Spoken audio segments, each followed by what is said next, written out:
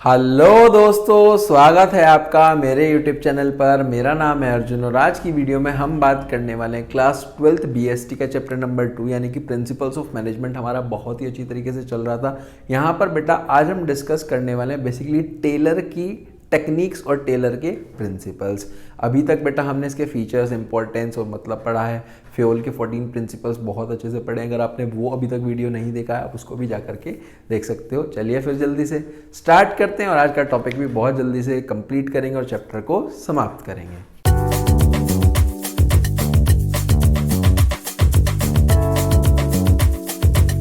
देखो बेटा, आज का जो हमारा टॉपिक है वो है टेलर की टेक्निक यानी कि FW टेलर की टेक्निक और उसके प्रिंसिपल्स। तो चलिए सबसे पहले तो समझते हैं साइंटिफिक हमारे पास मैनेजमेंट क्या होता है। देखो साइंटिफिक मैनेजमेंट का मतलब क्या हो गया, नाम में लिखा है एप्लीकेशन ऑफ साइंस यानी कि साइंस को अप्लाई करना to every element of the management यानी कि मैनेजमेंट के हर एक एलिमेंट में हमें साइंस को अप्लाई करना है, एप्लीकेशन उसका करना है। यही हमारे पास क्या बन जाता है बेटा, यहाँ पर साइंटिफिक मैनेजमेंट बन जाता है। देखो लिखा हुआ है defined as the application of science to every element of the management.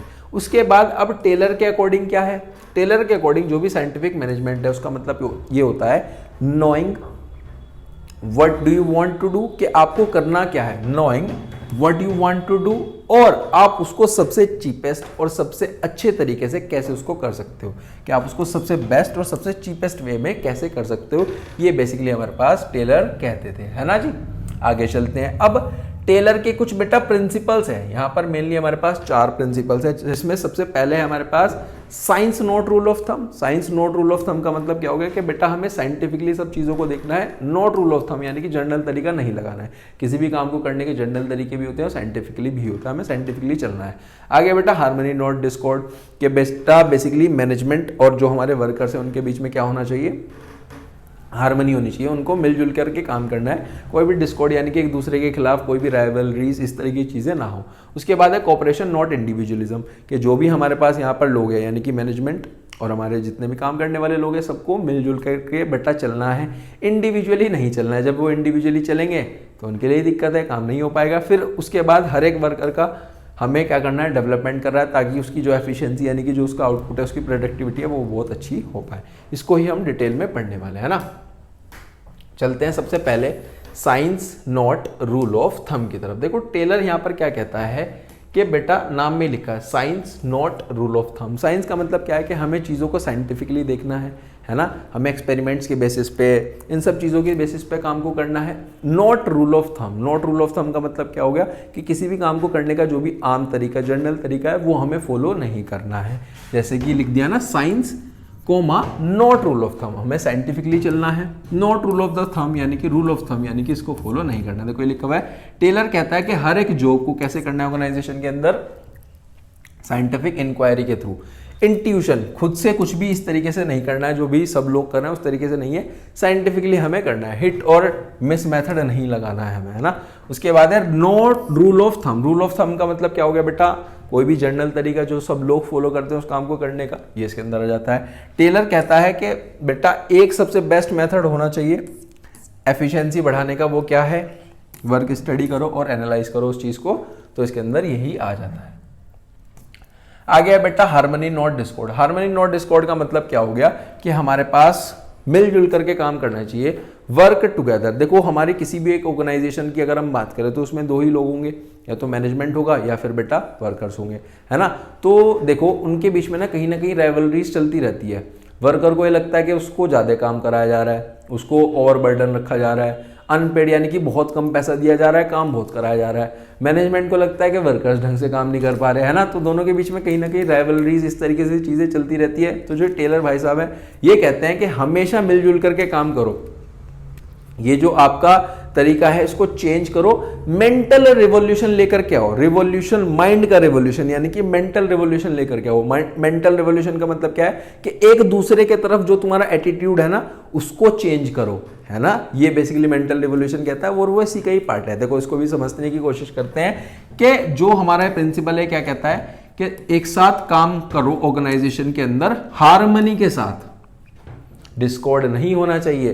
क्या नहीं होना चाहिए बेटा, डिस्कॉर्ड नहीं होना चाहिए यानी कि म्यूचुअल कंसेंट मिलजुल करके करो, है ना। देखो ये लिखा हुआ है, एक ऑर्गेनाइजेशन के अंदर दो ग्रुप होते हैं, एक वर्कर एक मैनेजमेंट, दोनों के बीच में क्या चलता है, राइवलरीज चलती रहती है। आगे लिखा है कि वर्कर को लगता है कि वो उन्हें कम दिया जा रहा है, ज्यादा काम कराया जा रहा है, मैनेजमेंट को क्या लगता है कि भाई वर्कर काम ही नहीं कर रहे।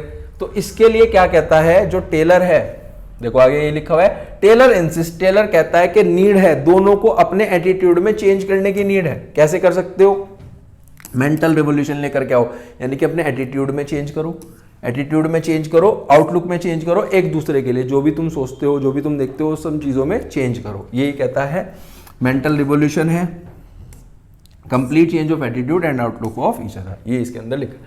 आगे चलते हैं, अब ये मेंटल रिवोल्यूशन, इसको और डीप में पढ़ते हैं। मेंटल, ये समझ में आ गया ना बेटा, हार्मनी नॉट डिस्कॉर्ड का मतलब harmony comma not discord. Harmony का मतलब हो गया एग्री, कि एक दूसरे के लिए एग्री करो। नॉट डिस्कॉर्ड का मतलब क्या है कि डिसएग्री मत करो। ठीक है जी, आगे चले, आगे चलते हैं। देखो मेंटल रिवोल्यूशन लिखा है, मेंटल रिवोल्यूशन का मतलब है कि इसके कुछ ऑब्जेक्टिव्स है, उनकी मदद से हम इसको बहुत अच्छे से समझेंगे। सबसे पहले है कि पॉजिटिव एटीट्यूड, एक दूसरे की तरफ एटीट्यूड को चेंज करो। कोऑपरेशन होना चाहिए मैनेजमेंट और वर्कर्स के बीच में, भाई मैनेजमेंट और वर्कर्स मिलजुल के काम करेंगे तभी तो काम अच्छा हो पाएगा।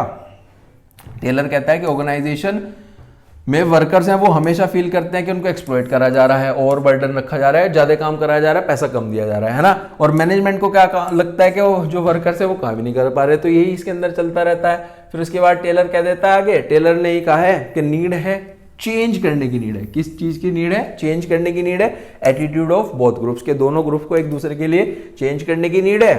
Revolution of mind, mental revolution का मतलब ही क्या है, रिवोल्यूशन ऑफ माइंड, मतलब आपको पॉजिटिव थिंकिंग एक दूसरे के लिए रखनी है, पॉजिटिव थिंकिंग रखनी है और कोऑपरेशन रखना है एक दूसरे के लिए।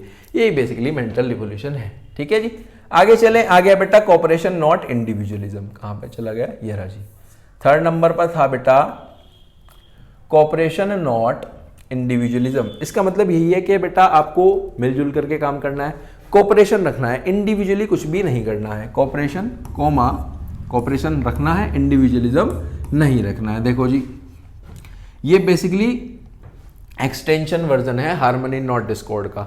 हार्मनी नॉट डिस्कॉर्ड क्या कहता है कि मैनेजमेंट और बेसिकली वर्कर्स को एटीट्यूड चेंज करना है। ये क्या कहता है कि मिलजुल करके, अब एटीट्यूड भी चेंज हो गया, अब आपको क्या करना है, मिलजुल करके कोऑपरेशन के साथ काम करना है। क्योंकि कई बार जो हमारे वर्कर्स हैं, जो हमारे मैनेजमेंट है, अगर वो कोऑपरेशन के साथ वर्क करेंगे तो अपने कॉम्पिटिटर्स को पीछे छोड़ सकते हैं, वरना उनका कॉम्पिटिटर उनसे आगे निकल जाएगा। ये भी इसके अंदर आ जाता है पॉइंट, है ना। देखो क्या लिखा गया है, ऑलमोस्ट इक्वल डिवीजन होना चाहिए वर्क का, रिस्पॉन्सिबिलिटी का, वर्कर और मैनेजमेंट में। कैसा नहीं आप ओवरबर्डन करा रखा है अपने मैनेजर्स, मतलब अपने वर्कर्स को पैसा भी बहुत कम दे रहे हो, तो ऐसा नहीं है बेटा। डिवीजन ऑफ वर्क और हमारे पास रिस्पॉन्सिबिलिटी इक्वल चलनी चाहिए।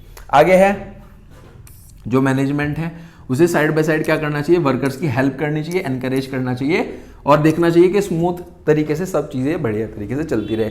भाई मैनेजमेंट है वो वर्कर्स की हेल्प कैसे कर सकता है, उसको सही तरीके से काम करवा करके ज़्यादा ओवर बर्डन ना रखे, अगर उसे कुछ ना कुछ ज़रूरत है वो सब चीज़ें अच्छी तरीके से प्रोवाइड कराई जाए ताकि वो प्रोडक्शन अच्छा हो और हमारा जो बिजनेस है वो बढ़िया तरीके से चलता रहे। कंप्लीट कोऑपरेशन हो, लेबर और मैनेजमेंट के बीच में कोऑपरेशन होगा, इंडिविजुअल नहीं चलेंगे तो ये लिखा हुआ है देखो कंपटीशन को वो हरा सकते हैं, जो मैंने आपको बताया था अभी। ठीक है जी, आ गया बेटा लास्ट, इसका लास्ट है 4th, development of workers to their greatest efficiency and prosperity. कि बेटा बेसिकली आपको यहां पर क्या करना है, हर एक वर्कर का कहीं ना कहीं डेवलपमेंट करना है। डेवलपमेंट कैसे कर सकते हो, समय के साथ साथ ट्रेनिंग दे करके, है ना। ये इसके अंदर आ जाता है कि अगर आपने किसी को जॉब पे रख लिया, पहले तो आपने उसको सेलेक्ट करा, अब आपने उसे जॉब पे रख लिया, जॉब पे रखने के बाद उसे पहले ट्रेनिंग पे दो या फिर उसे समय के साथ साथ चीज़ें सब सिखाओ ताकि उसका डेवलपमेंट हो पाए। क्योंकि एक जो हमारा इंडस्ट्री कह लो, बिजनेस कह लो, उसकी जो एफिशिएंसी है वो किस पे डिपेंड करती है, वर्कर की एफिशिएंसी पे। अगर इंडस्ट्री बढ़िया चल रही है यानी कि वर्कर बढ़िया एफिशिएंट है, और वर्कर की एफिशिएंसी किस पे डिपेंड करती है, वो डिपेंड करती है बेटा समय के साथ साथ जब आप उसे ट्रेनिंग दोगे, उसे चीज़ें सिखाओगे तभी तो वो ज़्यादा बढ़िया काम कर पाएगा। ये इसके अंदर हमारे पास आ जाता है। देखो इंडस्ट्री की एफिशिएंसी डिपेंड करती है वर्कर की एफिशिएंसी पर, और वर्कर की एफिशिएंसी डिपेंड करती है ट्रेनिंग और सिलेक्शन पे। पहले तो उसका सिलेक्शन बहुत अच्छे से करा जाए, सिलेक्शन करने के बाद उसे जॉब अच्छे से दी जाए क्वालिफिकेशन के अकॉर्डिंग, है ना। ऐसा नहीं है कुछ भी जॉब दे दिया आपने, क्वालिफिकेशन के अकॉर्डिंग काम दोगे। फिर उसे एम्प्लॉय को क्या करना है, सेंड फॉर ट्रेनिंग समय के साथ साथ, ताकि उसकी नॉलेज भी बढ़िया हो पाए, है ना, उसे एफिशिएंसी बढ़िया हो जाएगी और प्रॉस्पेरिटी उसके पास आ जाएगी, prosperity for both company and it's worker. ठीक है ना, आगे चलें। और बेटा इसमें जो हमारी प्रोस्पेरिटी है ना, इसका मतलब होता है इकोनॉमिक वेलबींग, लिख भी देता हूँ मैं यहाँ पर, इसका मतलब होता है इकोनॉमिक वेलबींग, है ना। और इसका एफिशिएंसी का मतलब होता है आउटपुट, आउटपुट मैक्सिमम हो, ज़्यादा अच्छा हुआ, है ना, ये इसके अंदर रहता है। अगर नहीं समझ में आ रहा तो ये आउटपुट लिखा वो लिखा हुआ है इकोनॉमिक वेलबींग। क्यों करते हैं? ताकि जो उसका इकोनॉमिक वेलबींग है वो बढ़िया हो जाए हमारे पास कंपनी का और वर्कर्स का, और आउटपुट भी अच्छा हो। ठीक है जी, आगे चले, आगे चलते हैं बेटा नेक्स्ट पे। नेक्स्ट आ जाता है बेटा हमारे पास, अब आ जाती हैं कुछ टेक्निक्स। क्या टेक्निक है बेटा? सबसे पहले फंक्शनल फॉरमैनशिप। फंक्शनल फॉरमैनशिप ये कहता है कि बेटा आप दो उसमें डिवाइड कर दो, एक प्लानिंग इंचार्ज, एक प्रोडक्शन इंचार्ज, फिर उसमें 8 स्पेशलिस्ट बना दो जो कि वर्कर्स को देख रहे हो कैसे काम कर रहा है। अभी उसको डिटेल में पढ़ेंगे। फिर स्टैंडर्डाइजेशन एंड सिंप्लीफिकेशन। स्टैंडर्डाइजेशन का मतलब क्या है? एक स्टैंडर्ड सेट कर दो, उसमें बार बार चेंजेस ना हो, है ना। और सिंप्लीफिकेशन आपको रखना है, वर्क स्टडी आ जाती है, डिफरेंशियल पीस बेस सिस्टम के जो जैसा काम कर रहा है उसको वैसा पैसा आपको देना है। देखो जी, इसको भी समझते हैं आगे, बहुत अच्छे से एक एक करके समझेंगे। देखो फंक्शनल फॉरमैनशिप यहाँ से समझो कि बेटा एक फैक्ट्री का मैनेजर है ना, उसके बाद 2 पार्ट्स में है। कैसे है? एक तो बेटा प्लानिंग इंचार्ज को अलग कर दो, प्रोडक्शन इंचार्ज को अलग कर दो। प्लानिंग इंचार्ज क्या काम करेगा? Instruction card clerk, route clerk, time and cost clerk, disciplinarian. इसका मतलब होता है इंस्ट्रक्शंस देना। रूट क्लर्क का मतलब क्या है कि जो हमारा रूट ऑफ प्रोडक्शन है वो क्या होगा। टाइम और कॉस्ट क्लर्क देख रहा होगा कि टाइम कितना लगना चाहिए काम को स्टार्ट करने में, खत्म करने में, कॉस्ट कितनी आनी चाहिए। डिसिप्लिनरियन का मतलब क्या है कि सब चीजें अच्छी तरीके से एक ऑर्डर में चलती रहे, सब उस चीजों को फॉलो करे, डिसिप्लिन बना रहे। फिर है बेटा स्पीड बॉस। स्पीड का काम करेगा गैंग बॉस, बेटा बेसिकली सब चीजें अरेंज कर करके हमें देगा, है ना। उसके बाद जो रिपेयर बॉस है, जो कोई भी रिपेयर आएगा वो ये करके देगा। इंस्पेक्टर का काम इंस्पेक्ट करना है। और ये सब किसके ऊपर बैठे हैं बेटा? ये सब है हमारे पास वर्कर्स के ऊपर, है ना। इसको भी और अच्छे से समझते हैं। चलो जी, लिखा आगे फंक्शनल फॉरमैनशिप। देखो फंक्शनल फॉरमैनशिप में सबसे पहले लिखा है कि अभी हमने चार्ट में पढ़ा कि 2 होते हैं, एक तो प्लानिंग और एक प्रोडक्शन। ठीक है जी। क्यों करा जाता है? ताकि टेलर कहता है कि जो वर्कर है ना must be free from the burden of planning, कि बेटा उस पे से प्लानिंग का बर्डन हटा दो, उसे सिर्फ और सिर्फ काम करने दो। They must be concentrate on work, कि उसे काम करने दो, प्रोडक्शन करने दो, क्योंकि उसका काम प्रोडक्शन करना है, काम करना है। टू डेवलप स्पेशलाइजेशन, स्पेशलाइजेशन लाने के लिए प्रोडक्टिविटी में, यानी कि जो उसका आउटपुट है वो अच्छा हो, उसमें स्पेशलाइजेशन लाने के लिए टेलर ने क्या करा है? टेलर ने बेटा हमारे पास यहाँ पर बेसिकली स्पेशलिस्ट बिठा दिए। कुछ हमारे पास फंक्शनल एक्सपर्ट्स बिठा दिए जो उनको बैठ करके सुपरवाइज करेंगे। ये बेसिकली एक्सटेंशन वर्जन है। देख पा रहे होंगे आप कि डिवीजन ऑफ वर्क में भी ऐसा ही होता था, काम को बांट देना, ये यहाँ भी ऐसे ही होता है, लेकिन ये क्या है? उसका एक्सटेंशन वर्जन है। स्पेशलाइजेशन आ जाता है यहाँ पर होता है सिर्फ और सिर्फ शॉप फ्लोर पे। किस पे होता है? शॉप फ्लोर, यानी कि आप देख रहे होंगे वर्कर्स के जस्ट ऊपर हम डिवीजन ऑफ वर्क की बात कर रहे हैं, है ना। फंक्शनल फॉरमैनशिप एक ऐसी टेक्निक है जो कि इंप्रूव करती है क्वालिटी ऑफ सुपरविजन, यानी कि सुपरवाइज करने की जो क्वालिटी है वो कहीं ना कहीं यहाँ से बढ़ेगी। By putting a worker under 8 specialist, के हमारे पास 8 स्पेशलिस्ट अभी हमने पढ़े ना, रूट क्लर्क, इंस्ट्रक्शन, डिसिप्लिनरियन और गैंग बॉस, रिपेयर बॉस, ये सब कितने हैं? 8 है पूरे के पूरे। इसको भी अभी एक एक करके आपको समझाऊंगा क्या है। इस टेक्निक के अंदर प्लानिंग अलग हो जाती है एग्जीक्यूशन से। टेलर कहता है कि फॉरमैन मस्ट बी इंटेलिजेंट होना चाहिए, जो भी हमारा फॉरमैन होगा वो इंटेलिजेंट होना चाहिए, एजुकेटेड होना चाहिए, एनर्जेटिक होना चाहिए, होनेस्ट होना चाहिए, स्पेशलाइज्ड और प्रोफेशनल हमारे पास यहाँ पर होना चाहिए। ये बेसिकली फंक्शनल फॉरमैनशिप के अंदर आ जाता है। अब देखो जी 8 स्पेशलिस्ट है ना, पहले पढ़ते हैं 4। सबसे पहले रूट क्लर्क। रूट क्लर्क का काम क्या है कि बेसिकली ये एक ऐसा फॉरमैन है जो कि रिस्पॉन्सिबल करता है स्टेप्स ऑफ परफॉर्मिंग मैकेनिकल और मैनुअल जॉब्स। और ये रूट ऑफ प्रोडक्शन, मतलब इसका काम क्या है कि जो भी हमारा प्रोडक्शन का रूट है उसको कहीं ना कहीं सही तरीके से, बढ़िया तरीके से ये बताएगा कि कैसे काम को करना है। उसके बाद है इंस्ट्रक्शन कार्ड क्लर्क, कि इसका काम है इंस्ट्रक्शंस देना। क्या है बेटा? जर्नल इंस्ट्रक्शंस देना, जो कि उस काम को करने के लिए हमारे पास बढ़िया होंगी। किसको देंगे इंस्ट्रक्शंस? वर्कर को देंगे। टाइम एंड कॉस्ट क्लर्क, के बेटा टाइम और कॉस्ट क्लर्क का काम क्या होगा? नाम में ही लिखा है, देखो स्टार्ट और कंप्लीट करने के लिए टाइम कितना लगना चाहिए, और ये अच्छे से कॉस्ट शीट भी बना करके देगा हर एक जॉब के लिए। उसके बाद है बेटा डिसिप्लिनरियन। डिसिप्लिनरियन का काम क्या है कि ये रिस्पॉन्सिबल है, किस चीज़ के लिए रिस्पॉन्सिबल है? रिस्पॉन्सिबल है बेटा परफॉर्मेंस जो है वो ऑर्डर तरीके से चलती रहे, सिस्टमेटिक तरीके से चलती रहे, सब जो है डिसिप्लिन का पालन करे, अनुशासन सबके अंदर हो, ये इसका काम होता है डिसिप्लिन मेंटेन करने के लिए। फिर आ जाता है बेटा, ये तो सब थे प्लानिंग के अंदर।